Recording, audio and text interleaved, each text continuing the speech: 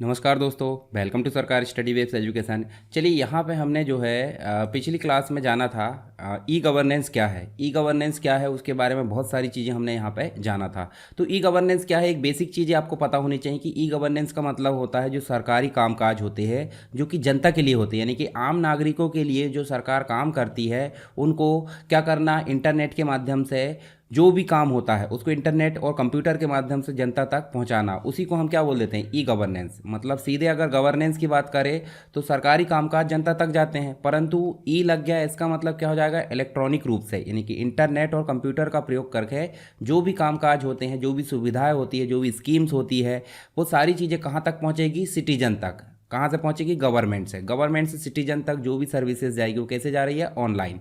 तो उसी को हम बोल देते हैं ई गवर्नेंस। अब ई गवर्नेंस के अंतर्गत जब ऑनलाइन चीज़ें जाएगी तो कोई ना कोई माध्यम तो होगा। तो ये तो चीज़ें हमने देखी कि टेक्नोलॉजी का उपयोग किया जा रहा है। टेक्नोलॉजी मतलब रिसोर्सेज यानी संसाधन, ठीक है।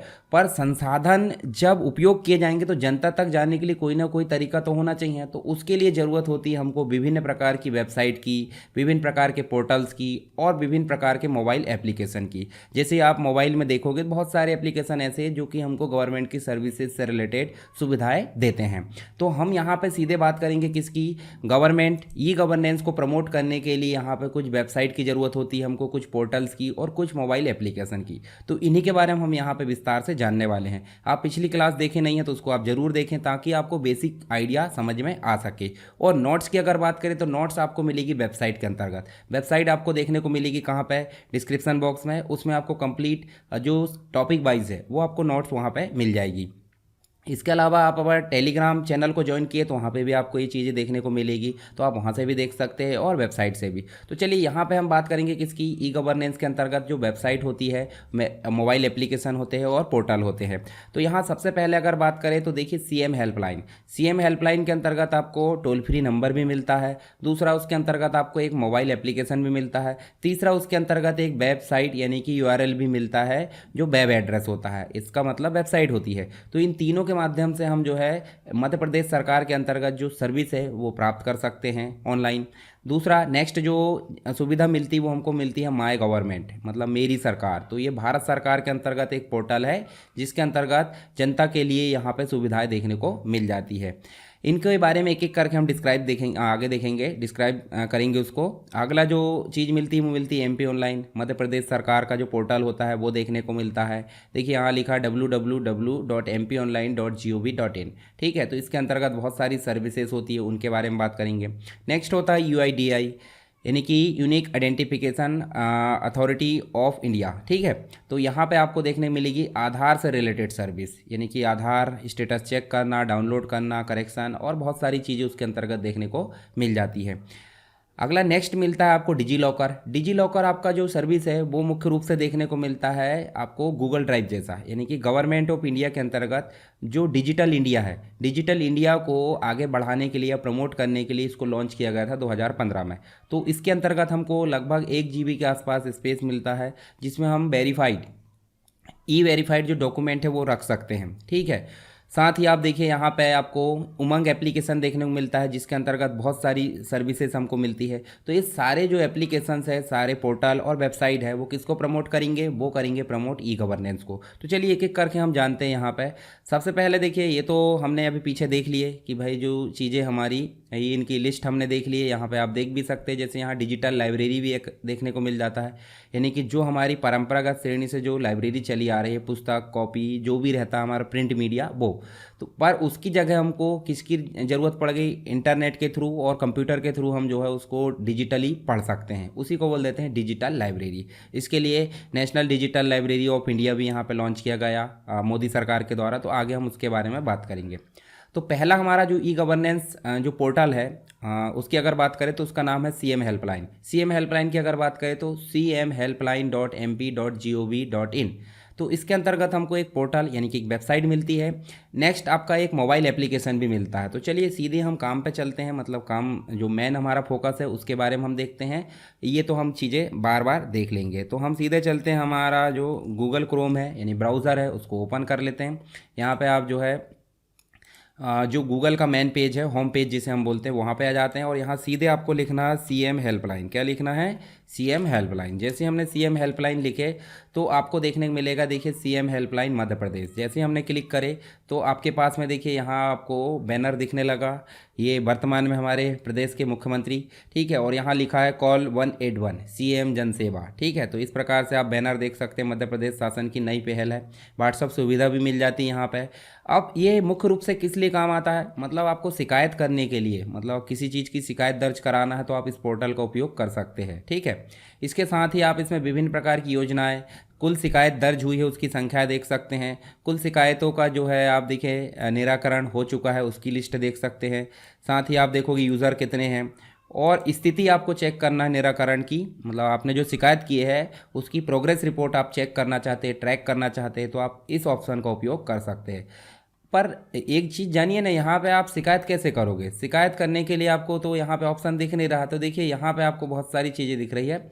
सबसे पहले आपको देखिए यहाँ पे आपको ऊपर देखना होगा शिकायत की स्थिति है, ठीक है, मिस्ड कॉल अभियान है, संपर्क है, आरटीआई है, अधिकारी लॉगिन है, ये बहुत सारे ऑप्शन आपको यहाँ पे देखने को मिल जा रहा है, ठीक है। तो चलिए यहाँ पे हम जो एक एक ऑप्शन को समझते हैं सीधे। तो सबसे पहले देखिए यहाँ पे आपको मोबाइल एप्लीकेशन देखना, तो मोबाइल एप्लीकेशन से भी आप सिटीजन ऐप देख सकते हैं। सिटीजन ऐप में जाओगे तो आप मोबाइल एप्लीकेशन का उपयोग भी कर सकते हैं। मिस्ड कॉल अभियान, मिस्ड कॉल अभियान के थ्रू भी देखिए यहाँ पे आपको टोल फ्री नंबर दिया है, तो इसके थ्रू भी आप अपनी शिकायत को दर्ज करा सकते हैं। तो यहाँ पे नेक्स्ट हमारा जो ऑप्शन देखने को मिलता है शिकायत और मांग, मतलब आपको थोड़ा सा बड़ा करके दिखाऊं मैं यहाँ पर, तो शिकायत और मांग सुझाव दर्ज। जैसे हम क्लिक करेंगे तो आपके सामने एक कुछ ऑप्शन निर्देश आ चुके हैं जिसमें साफ साफ लिखा है ऐसे विषय जिन को जो है शिकायत नहीं माना जाएगा। मतलब इन ऑप्शन को छोड़कर आप शिकायत कर सकते हैं, इनमें से अगर कोई है तो आप शिकायत करने के अधिकार में नहीं है। यानी कि सूचना का अधिकार अधिनियम संबंधित मामले हैं तो वो आप नहीं कर सकते, न्यायालय में कोई प्रकरण है विचाराधीन है उसको नहीं कर सकते, आर्थिक सहायता और नौकरी से रिलेटेड सहायता यहाँ पे नहीं की जा सकती, मतलब मांग नहीं की जा सकती।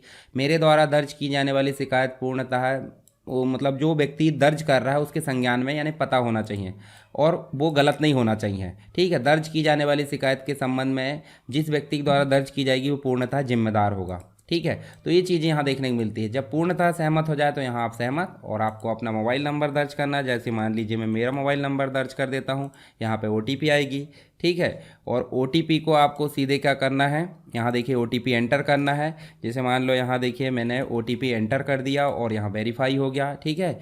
वेरीफाई होने के बाद देखिए यहाँ पे आपको आ गया शिकायत, शिकायतकर्ता की जानकारी, नाम भरना है, उपनाम है, मोबाइल नंबर, समग्र आईडी, ईमेल है और बहुत सारी जानकारी यहाँ कंप्लीट रूप से भरने के पश्चात आपको नीचे एक ऑप्शन और दिया, देखिए ध्यान से।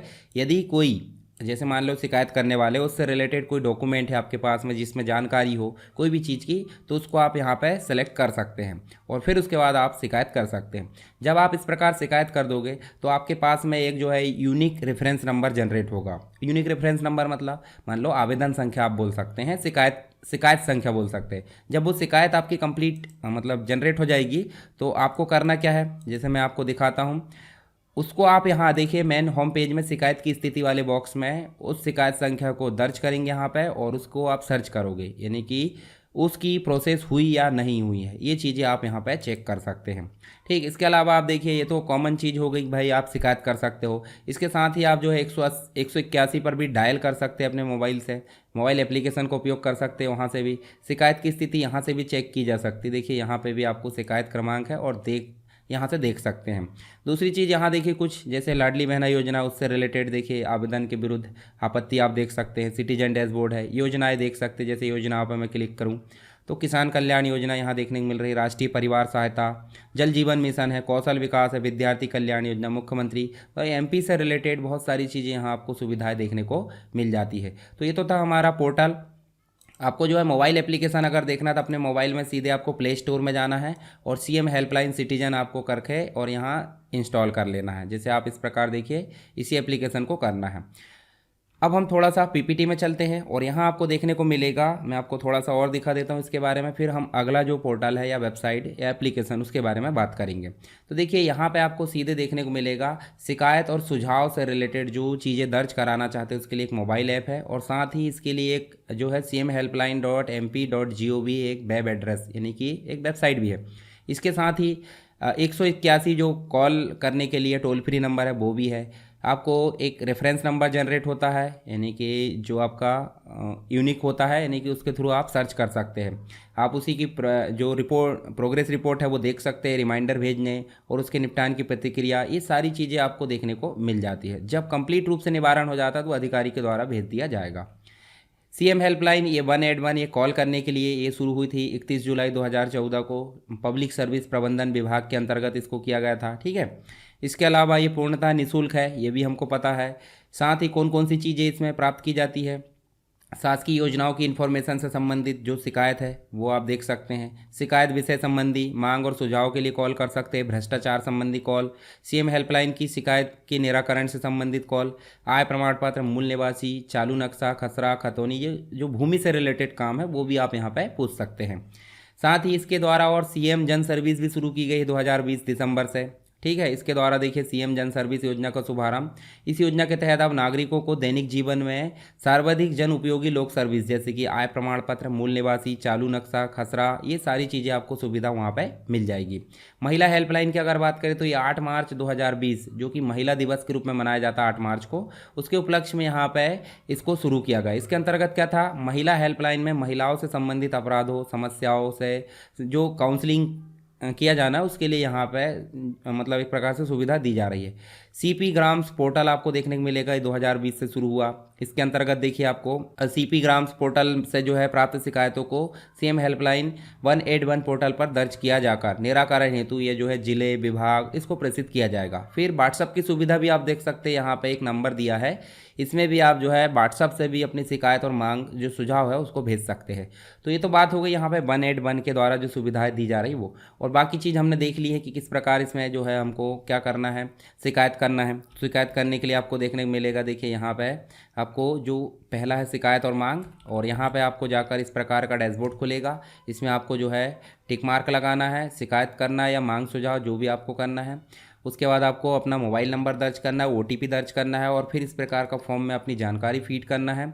उसके बाद आपको क्या करना है, यहाँ पे कोई कॉपी अगर है संलग्न करना चाहते हैं तो वो आप यहाँ पे अटैच कर दीजिए, यानी आपको फाइल सेलेक्ट करना है और उसके बाद आप जन शिकायत को दर्ज कर देना है, ठीक है। इसके साथ ही कुछ योजनाएं मैंने बताया तो वो भी आप यहाँ पे देख सकते हैं। तो चलिए यहाँ पे हमने बात करें किसकी, 181 यानी कि सीएम हेल्पलाइन की। इसके बाद हमारी जो सर्विस होगी वो होगी एमपी ऑनलाइन की। तो एमपी ऑनलाइन को जानेंगे एक एक करके, हम सारी जो ई गवर्नेंस से रिलेटेड वेबसाइट और एप्लीकेशन उसके बारे में विस्तार से जानने वाले हैं। अगर इसमें कोई दिक्कत है तो आप मुझे कमेंट बॉक्स में अपने डाउट बता सकते हैं, और अगर समझ में आ गया है तो एक बार आप ट्राई करके देखिए ताकि एग्ज़ाम में लिखने के लिए भी आपको जो है आसानी हो। तो चलिए मिलते हैं नेक्स्ट क्लास में, तब तक के लिए जय हिंद।